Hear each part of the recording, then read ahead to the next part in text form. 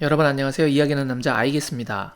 토트넘이 에버튼에게 패배하며 결국 FA컵의 여정은 아쉽게 마무리되고 말았습니다.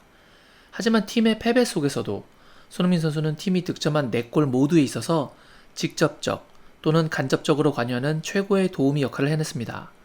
특히 해리 케인에게 어시스트했던 장면은 왜 수비수들이 측면에서 손흥민을 막기 어려운가를 단적으로 보여주는 장면이었습니다.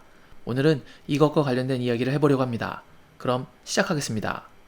이 장면에서 손흥민 선수는 상대 페널티 박스 왼쪽 지점에서 공을 잡았고 손흥민 선수를 막은 선수는 에버튼의 수비형 미드필더 톰 데이비스였습니다.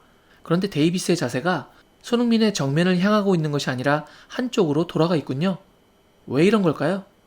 사실 이런 수비 자세는 페널티 박스 양 측면에서 흔히 나오는 수비 자세입니다. 오늘 토트넘 경기 전에 있었던 맨시티와 스완지의 FA컵 경기 장면입니다. 가브리엘 제주스가 상대 페널티 박스 우측에서 공을 잡습니다. 수비의 자세가 보이시나요? 데이비스처럼 한쪽으로 향해 있군요.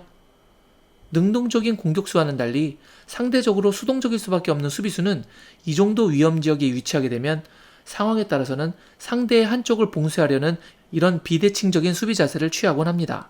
제주스의 주발은 오른발이기 때문에 오른쪽으로 치고 들어가서 크로스를 올리거나 골라인을 따라서 안쪽으로 침투하려는 것을 막겠다는 의도죠. 그리고 수비의 예상처럼 제주스는 좌우로 몇 번 흔들어주다가 결국 자신의 주발을 사용할 수 있는 오른쪽으로 공을 치고 들어갑니다. 수비가 그쪽을 막으려고 자세를 잡고 있어도 말이죠. 그리고는 오른발로 크로스를 올립니다.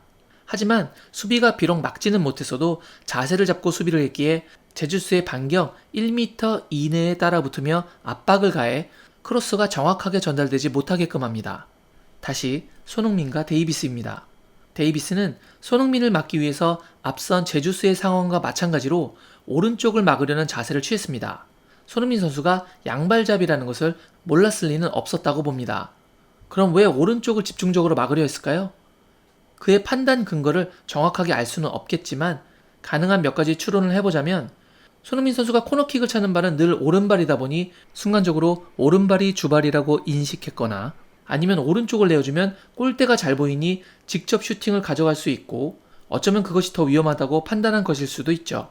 아무튼 그의 판단의 이유가 무엇인지까지는 정확하게 알 수는 없지만 분명한 건 그의 몸의 중심과 방향이 손흥민의 오른쪽으로 쏠려 있었다는 점입니다. 상대가 이렇게 몸을 틀어서 수비하면 사실 손흥민 선수는 공격 작업을 선택하기 쉬워질 수밖에 없습니다. 그는 왼발이 너무나도 정확한 양발잡이이기 때문이죠.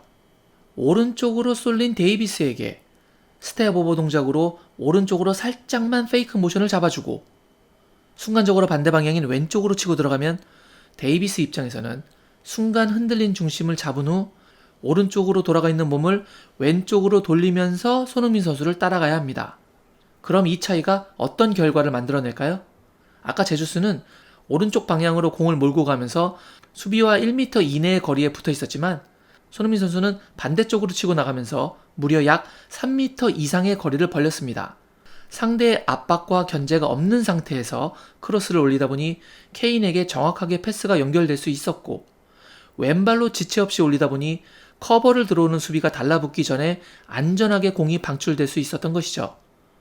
물론 이런 것들이 다 성공하려면 왼발 킥력이 받쳐줘야 하겠지만 말입니다.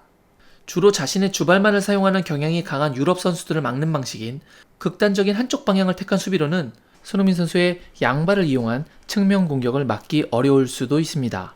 물론 저런 자세로 수비를 할 때 취약한 반대쪽을 다른 동료 수비가 커버해주는 경우가 많습니다. 하지만 안타깝게도 오늘 톰 데이비스가 손흥민을 상대하는 그 순간 반대 방향이었던 왼쪽을 커버하고 있던 협력 수비는 근처에 없었습니다. 이렇게 팀의 총 득점인 4골에 손흥민 선수가 관여했지만 너무 아쉬운 패배를 하고 말았습니다. 연장까지 치르며 체력적인 고갈도 너무 컸죠. 최대한 빨리 이 패배에 대한 육체적, 정신적 타격에서 극복해 다가오는 맨시티전에서는 토트넘 전체가 심기일전한 모습을 보여주기 바라봅니다. 오늘 제가 준비한 영상은 여기까지였습니다. 오늘 영상이 마음에 드셨다면 좋아요로 응원해 주시기 부탁드립니다. 여러분 항상 건강하시고 새해 복 많이 받으세요. 저는 다른 영상으로 여러분께 인사드리겠습니다. 역시 아이게스.